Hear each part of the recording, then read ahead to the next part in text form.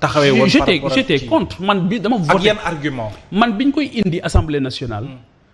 ci nguuru Macky Sall j'étais contre dama voté woon contre moment boobu ñi nekk ni ñiy dugal loi interprétative bi ñoom abstention lañ defoon moi j'étais contre donc xam nga benn boroom xam-xam dafay wax ne on peut tout soutenir sauf l'inconséquence donc moi j'ai été conséquent je ne peux pas ne pas être d'accord sur quelque chose ba pare ñëw naan dama koy interpréter donc loolu moo tax je suis resté cohérent sur ma démarche donc et que keroog les députés qui ont parlé parce que bul fàtte ne les non inscrits une portion congrue la ñu am ci wax ji donc ñi doon dem keroog di wax ñëpp la ñu waxal ñi nga xamante ni ñoom ñoo fa nekkuloon et aujourd'hui je pense que c'est pas une victoire encore une fois de l'opposition gis naa ñu koy interpréter comme une victoire de l'opposition ou du pouvoir c'est une victoire du bon sens waaw.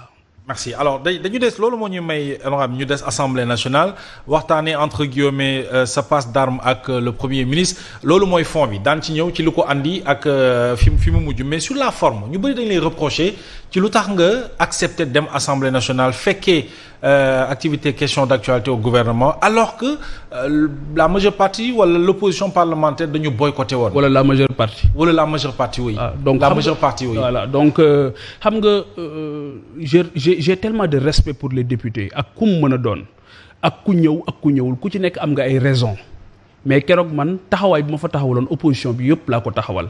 ñi nga xamante ni d'accorduñ ak li ñuy def yëpp laa ko taxawal comme ñi nga xamante ni keroog dañu boycotté woon dañu ñun ñii demoon tamit ñun la ñu ko defal y a une belle division une belle intelligence aussi ci liggéey bi nga xamante ni moom la ñuy def au nom du peuple sénégalais et au nom de la vérité loolu moom moo am solo. beneen bi tamit mooy bon nee nga ñu bëri ñoo ngi ma koy reprocher bon je découvre que Mohamed moom ma koy reprocher. on entend dire oui lu tax Pape voilà mais ñëpp mais gis nañ ne dem bi amoon na njëriñ parce que lan la ñu retenir keroog ci assemblée nationale. ah oui quand même lu ñu retenir. mooy seen joxalante bi. kan moo tax mu génne li mu génne keroog. évidemment mais wane ne dugal na loxoom ci justice bi parce que am na dossier boo xam ne man maa ko jël en main. oui wane na tamit ne moom. moo tax ma fàttali ko ne ko Cheikh Serigne Fallou Mbacké daf doon wax ne radiyallahu ta'ala anhu nit ñi ku xajowul seen bang matoo leen kilifa beneen bi aussi ma fàttali ko ne moom il a un pouvoir dérivé de l'exécutif il n'est pas l'exécutif donc cela veut dire quoi cela veut dire que aujourd'hui la séparation des pouvoirs dafa war a nekk une réalité surtout ak li ñu dund yëpp ci Sénégal. N'oubliez pas que c'est le président qui a dit qu'il voulait un premier ministre super fort. loolu je laisse ça d'accord je lui laisse l'entière donc pour ma jeexal foofu. oui suñ taxawaay keroog dafa am solo et j'ai vu que quand même man li ma gis mooy que nit ñi rafetlu nañ ko. nit ñi gis nañu ne. li tax aussi ñu yóbbu ñu assemblée nationale ñoo ngi koy matal te li tax ñu yóbbu ñu assemblée nationale mooy wax dëgg donte dañ lay rey. alors sur fond bi. waaw lan moo interpellé wala ci yan sujet aspect nga interpellé le premier ministre ba. ci tontam wala ci ba mu lay tontu mu yëkkati kaddu yi mu yëkkatee ni mu ko yëkkatee itam njàngat yi nga ci war a mën a def yow. xam nga moom ak ni muy waxee xam nga ku ci nekk rek ak ni la yàlla bindee ak aussi ni nga xamante ni mooy sa melokaan man dama def rek lu dul wax li nga xamante ni moom mooy yóbbal yi ma amoon. li ci jiitu mooy en tant que député naturellement. en tant que député li ci jiitu mooy la question des licenciements mooy ndax dañu gis ne.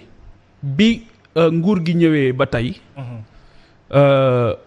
lu toll wala lu ëpp 30,000 personnes ay doomu aadama ay sénégalais dàq nañ leen ci këru liggéeyukaay yi ñu nekkoon du licenciement politique licenciement abusif la su la neexee sax ñu ne licenciement politique waaye daal teguwul ci yoon wala yoon dogalu ko ñoom ñoo jël seen décision dàq ay nit yoo xamante ni dañu nekkoon ci seen këru liggéeyukaay doon fa liggéey boo xam bu mucc ayib la ñu wax ne. ay nit lañ yoo xamante ni daanaka dañ leen a dañu wax ne dañ doon toog muy dox. loolu tam c'est pas vrai dëppoowul ak li wér. li am man recevoir naa leen. délégué ñi ñu délégué ñu ñëw ma recevoir leen. recevoir naa ay sénégalais yu am xam-xam. recevoir naa ay sénégalais yu jàmbaare. recevoir naa ay sénégalais yoo xamante ni am nañu xarañteef am na ci kenn ci ñoom benn soxna boo xamante ni ci société bi mu nekkoon at mii ñu génn di 2024 dañ ko jox meilleur agent lañ ko jox meilleur agent.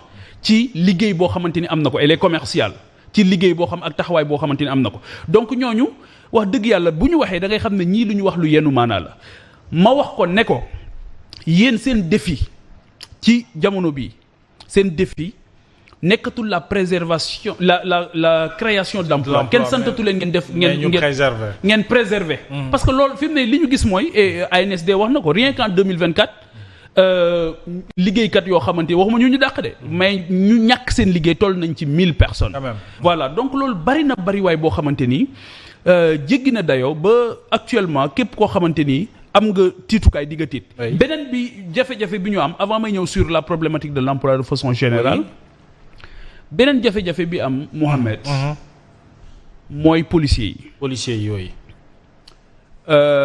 ñoo xamante ni 312 la ñu toll maa ngi leen di wax sax ne leen man maay seen 313e personne parce que sensibilité boo xamante ni am naa ko ci liggéey bi li gën a yéeme et que c'est ça qui m'attriste mooy ñi nga xamante ni démb ñoo fi nekkoon ku ñàkk sa liggéey wala ñu taxaw di naqarlu ñoom tey ñooy taxaw di jéem a expliquer ay nit yoo xam dañoo ñàkk seen liggéey rawatina ay policiers dégg naa sax ñu ciy wax benn argument boo xam c'est un argument qui ne tient absolument pas la route ñuy wax ne amuñu woon contrat mais Mohamed contrat bi gën a ban contrat moo gën a mag sol tenue di bëccëgal Sénégal di guddil Sénégal beneen bi mooy ñu wax ne ay civil lañu woon c'est faux amul kenn ci ñoom koo xamante ni et je parle sur pièce. ay anciens militaires lañ. amu ci kenn koo xamante à recevoir kenn ci ñoom. amu ci kenn koo xamante ni ci ñoom deful ñaari at.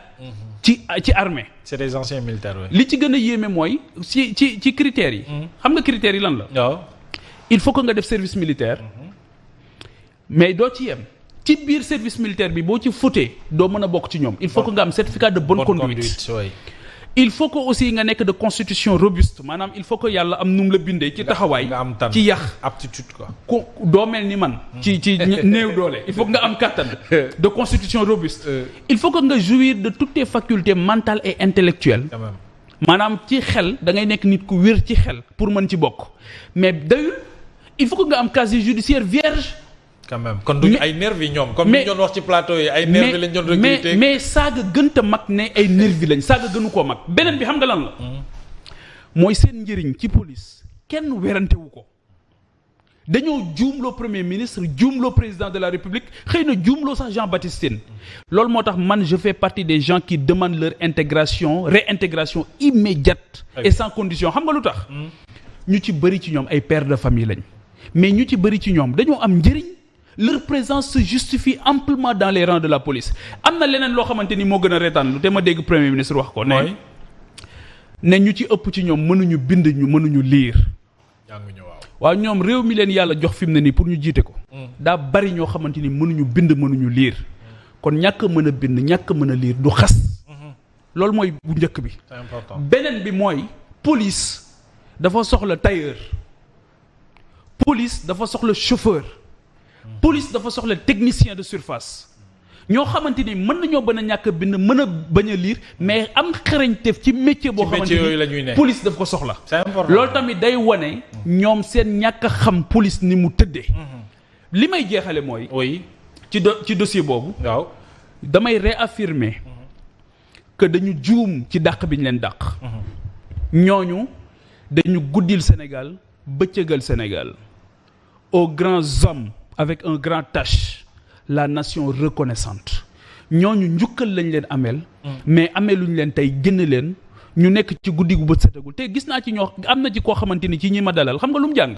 maths physique informatique xam nga lan moo tax mu dellu bi mu fa mu nekkoon di liggéey bi ñu defee appel à candidature bi dafa bàyyi liggéeyukaay bi mu doon liggéey ndax amour quand même ci métier pour la police. dégg naa certains amoon nañu sax CDI. mais bien sûr te fa ñu nekkoon. mais bien sûr foofu moom la ñu bàyyi dem police. Oui. donc cela veut dire quoi cela veut dire que booy sol tenue kenn waratul tudd contrat.